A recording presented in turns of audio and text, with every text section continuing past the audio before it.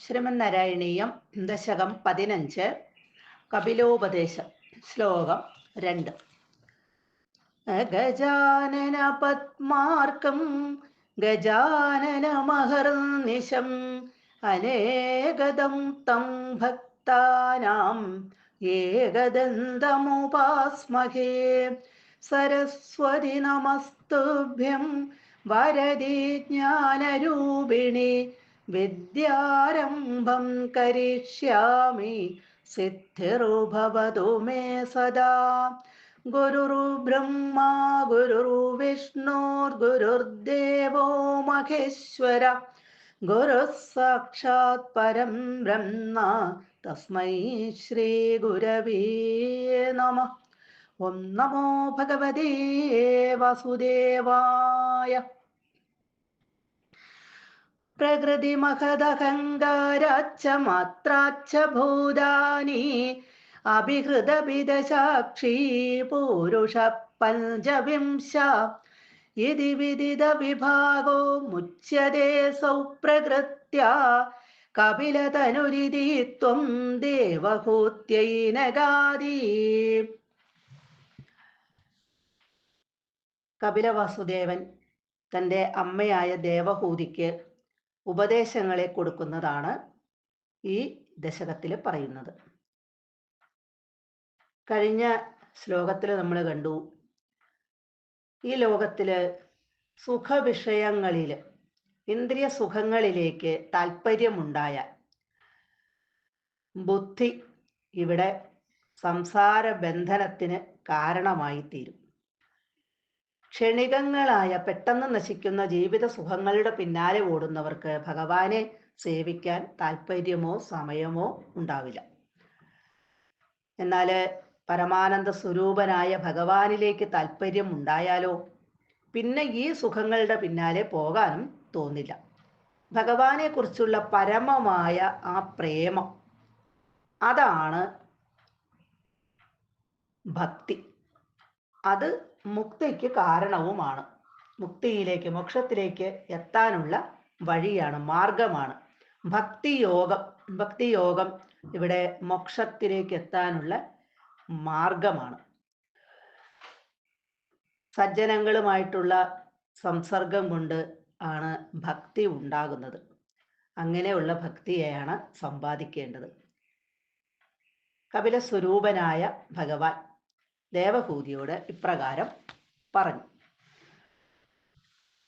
ഇനി പ്രകൃതി മഹത് അഹങ്കാരാച്ച. പ്രകൃതി, മൂലപ്രകൃതിയും, മൂലപ്രകൃതി എന്ന് പറഞ്ഞാൽ ഇവിടെ പ്രകൃതി എന്ന് പറഞ്ഞാൽ മായയാണ്. മഹത്, മഹത്തത്വവും, അതായത് ബുദ്ധി, അഹങ്കാരവും,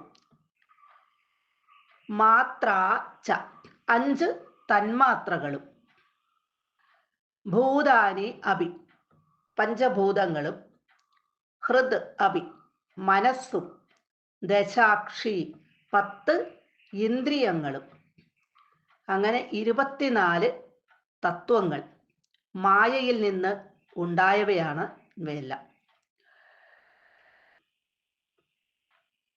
ഇനി 25-ാമത്തേതായി പഞ്ചവിംശ. 25-ാമത്തേതായി, വിംശ എന്ന് പറഞ്ഞാൽ 20, പഞ്ച എന്ന് പറഞ്ഞാൽ 5. അപ്പൊ 25-ാമത്തേതായി പുരുഷ ഇതി, പുരുഷനും ഇതി എന്നിപ്രകാരം പുരുഷൻ മായയ്ക്ക് പുറത്ത് നിന്ന് ഉള്ളതാണ്. 24 തത്വങ്ങൾ പറഞ്ഞത് മായയിൽ നിന്നുണ്ടായവയാണ്. വിദിത അറിഞ്ഞ,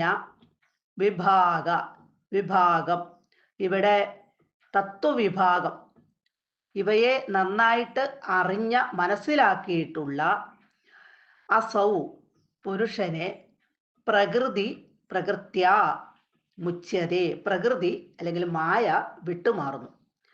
അപ്പൊ ഈ തത്വങ്ങളെ, 24 തത്വങ്ങളെ നന്നായിട്ട് മനസ്സിലാക്കിയിട്ടുള്ള പുരുഷനെ മായ വിട്ടുമാറുന്നു. ഇതി ഇപ്രകാരം കപിലതനു, കപിലസ്വരൂപനായ, കപിലദേവനായിട്ട് അവതരിച്ചിട്ടുള്ള ത്വം നിന്തിരുവടി ദേവഹൂത്യൈ നഗാദി, ദേവഹൂതിയോട് അരുളി ചെയ്തു. മായയ്ക്ക് 3 ഗുണങ്ങളാണുള്ളത്: സത്വഗുണം, രജോ ഗുണം, തമോ ഗുണം എന്നിവ. ഈ മായയുടെ പരിണാമമാണ് ലോകം മുഴുവനും. മായയിൽ നിന്നാണ് ഈ ലോകം മുഴുവനും ഉണ്ടാകുന്നത്. പുരുഷന് പ്രകൃതിയുമായി, മായയുമായി തീരെ ബന്ധമില്ലെന്നുമാണ് സാഖ്യമത സിദ്ധാന്തം പറയുന്നത്, സാഖ്യമതത്തിൽ പറയുന്നത്. അപ്രകാരം പ്രകൃതി തത്വങ്ങൾ 24 പ്രപഞ്ചത്തിന്റെ ആദി കാരണമാണ് ഈ മായ, മൂലപ്രകൃതി. 3 ഗുണങ്ങളോട് കൂടിയ ആ മൂലപ്രകൃതിയെയാണ് മായ എന്നും അവിദ്യ എന്നും പറയുന്നത്. പ്രകൃതിയിൽ നിന്ന് മഹത്തത്വവും അതിൽ നിന്ന് അഹങ്കാരവും ഉണ്ടാകുന്നു. ബുദ്ധിയാണ് മഹത്തത്വം. ഞാനെന്ന ഭാവമാണ് ഇവിടെ അഹങ്കാരം. ശബ്ദം, സ്പർശം, രൂപം, രസം, ഗന്ധം എന്നിവ ഈ ഗുണങ്ങളാണ് 5 തന്മാത്രകൾ.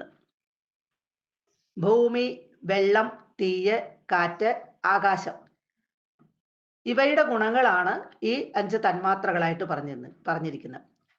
ഇവ 5ഉം മഹാഭൂതഗണങ്ങൾ, ഭൂതങ്ങൾ എന്ന് പറയും ഇവയ്ക്ക്. ഭൂമി, വെള്ളം, തീയ്, കാറ്റ്, ആകാശം, പഞ്ചഭൂതങ്ങൾ. ഇനി അന്ധക്കരണം, അതാണ് മനസ്സ്. കണ്ണ്, കാത്, മൂക്ക്, നാക്ക്, ത്വക്ക് ഇവ 5ഉം ജ്ഞാനേന്ദ്രിയങ്ങൾ.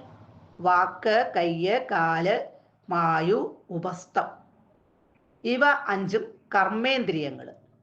വായു എന്ന് പറഞ്ഞാൽ മലവിസർജനാവയവം, ഉപസ്ഥം മൂത്രവിസർജനാവയവം, ഇവ 5ഉം കർമ്മേന്ദ്രിയങ്ങൾ.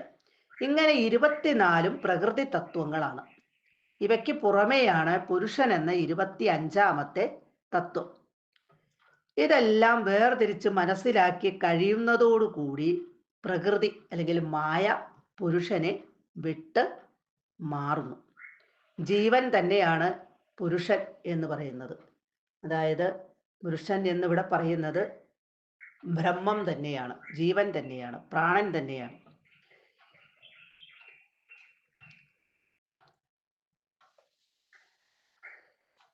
ഇവയെല്ലാം കപിലമുനി തൻ്റെ അമ്മയായ ദേവഹൂതിക്ക് പറഞ്ഞ് മനസ്സിലാക്കി കൊടുക്കുകയാണ് ഉപദേശ രൂപേണ.